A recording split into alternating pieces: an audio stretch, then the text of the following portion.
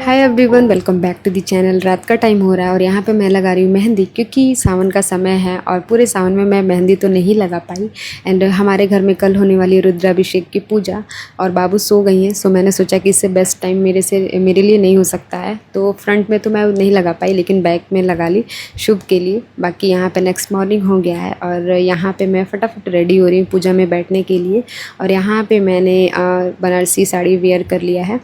और ये साड़ी मुझे वेयर करने में थोड़ी सी प्रॉब्लम हो रही थी, क्योंकि साड़ी थोड़ी हैवी है, जिसकी वजह से मुझे थोड़ा सा टाइम लग गया। बाकी बाबू यहाँ पे अपनी सिस्टर के साथ खेल रही हैं।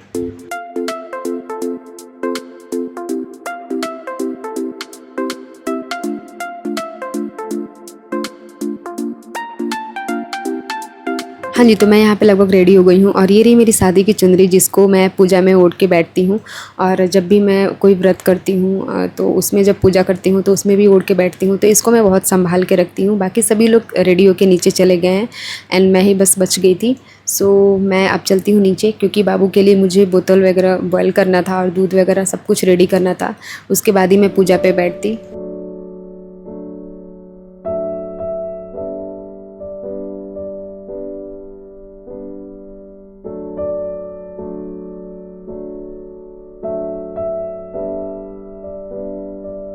हाँ जी, तो हम लोग पूजा में बैठ गए हैं। बाकी यहाँ पे बहुत लोग आ गए हैं, बहुत लोग का आना बाकी है, तो धीरे धीरे करके सभी लोग आ रहे थे।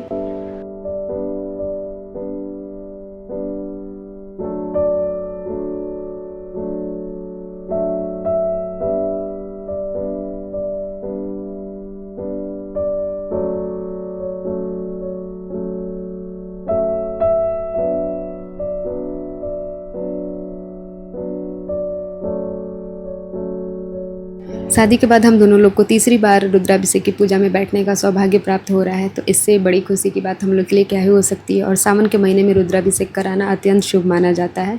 तो भगवान की कृपा है हम लोग के ऊपर कि हम लोग ये पूजा करा पा रहे हैं।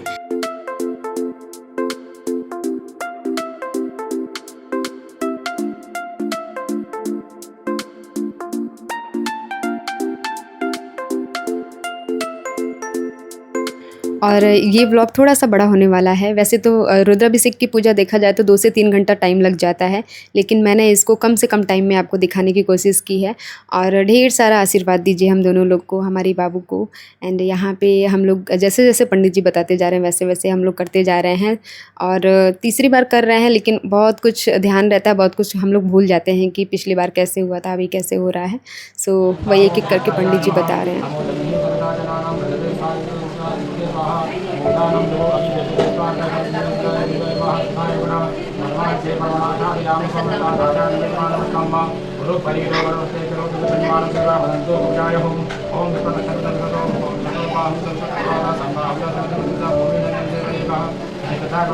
ओम मानतो वेदने मान आयुमानो भोगमानो अतिश्रेष्ठः मानो विकासभाविनो मरीनिबन्धः मन्त्रहवामहे अष्टायफड ओम नारेण तं महेशं ददनं नारदनाथं तन्नाकल्मोजनाङ्गं मरुद्मिपदाभित।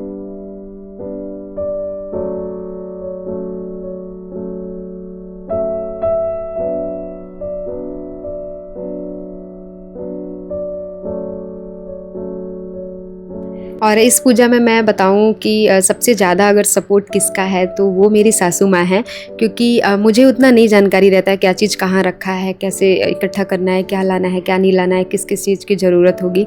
लेकिन मेरी सासू माँ को सब कुछ जानकारी रहता है और वो सब कुछ इकट्ठा करके रखी रहती हैं। मुझे बस पूजा में बैठना रहता है, तो इससे बड़ा मेरे लिए सौभाग्य की बात कुछ नहीं हो सकती है।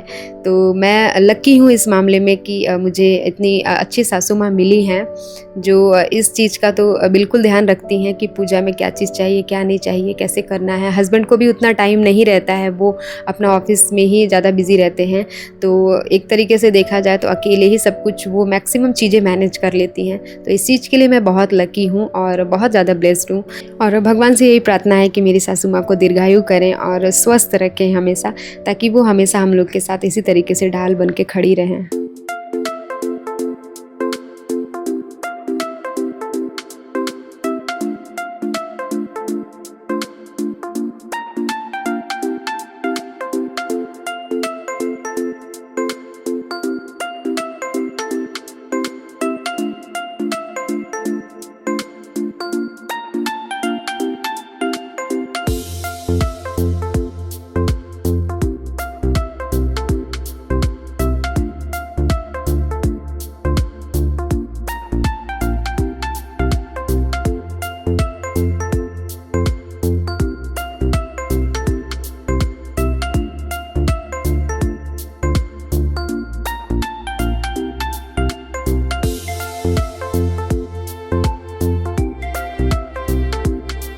बहुत जगह पे मैंने देखा है कि रुद्राभिषेक की पूजा में मिट्टी का शिवलिंग बनाया जाता है, तो ये पंडित जी ही बनाते हैं। बाकी हम लोग 3 बार से रुद्राभिषेक की पूजा करा रहे हैं, कभी भी ऐसा नहीं हुआ।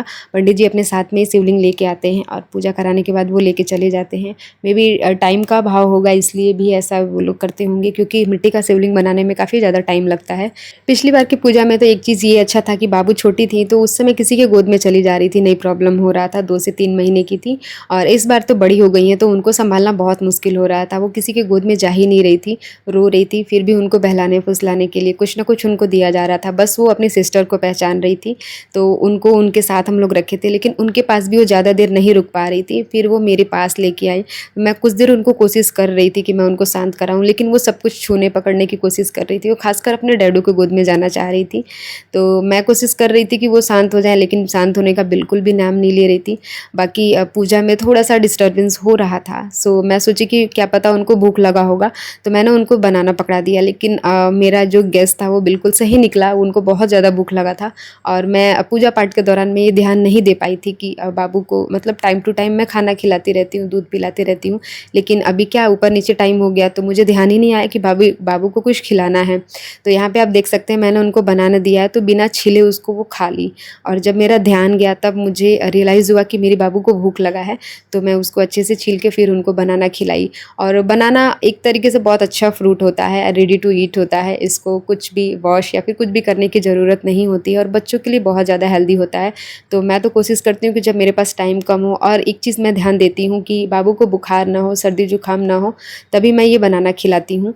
और आज मैं जब बाबू को ये बनाना खिला दी, उसके कुछ देर बाद ही मतलब कुछ देर क्या, अगले दिन ही बाबू को थोड़ा सा बुखार हो गया था। तो मेरा दिमाग ये जा रहा था कि मैंने बनाना खिला दिया, उसके बाद ही ऐसा हुआ, लेकिन ऐसा बिल्कुल नहीं है। बारिश वगैरह हुआ था, तो मौसम चेंज होने की वजह से भी बच्चों को थोड़ा बहुत बुखार हो जाता है।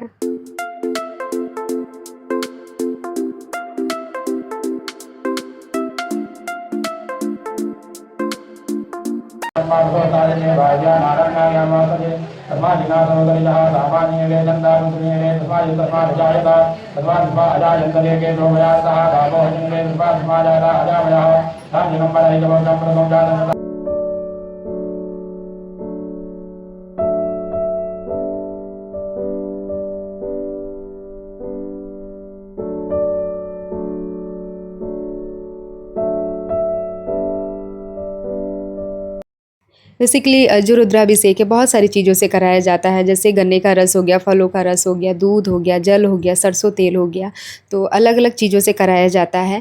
यहाँ पे पंडित जी ने मेरे से बोला था कि दूध और गन्ने का रस, इन दोनों से रुद्राभिषेक होगा। तो बाकी ये रही मेरी देवरानी और देवर जी, और इनका हाल ही में शादी हुआ है, जिसका वीडियो मैंने अपने चैनल पर डाला हुआ है, तो जिन्होंने नहीं देखा है वो लोग जाके उस चीज़ को वॉच कीजिएगा, बहुत ही स्वीट है।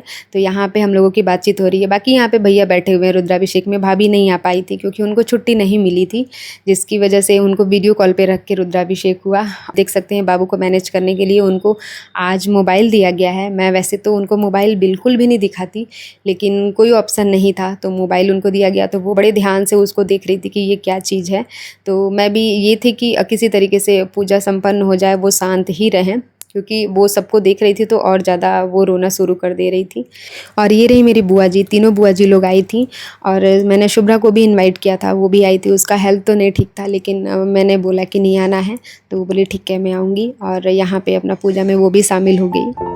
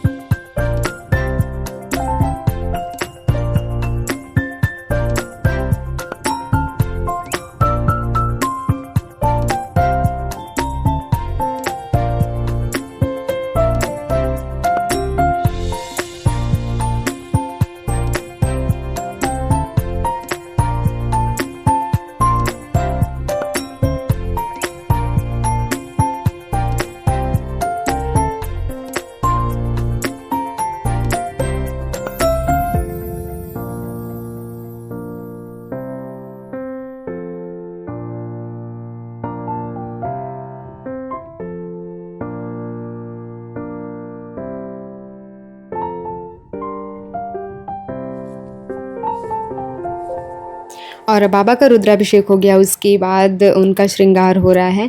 तो पंडित जी उनका अपने हिसाब से श्रृंगार कर रहे हैं और यहाँ पे सभी लोग अपना बैठे हुए हैं। और बाबू को आप देख सकते हैं कि वो किसी के पास भी नहीं रह रही थी, रोना शुरू कर दे रही थी।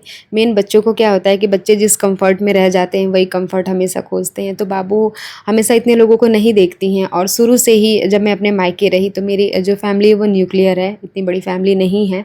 तो उनको सब लोग को देखती हैं तो वो रोना शुरू कर देती हैं। और बच्चे जो होते हैं अनजान चेहरा देख के वो रोना स्टार्ट कर देते हैं। तो वही इनके साथ है।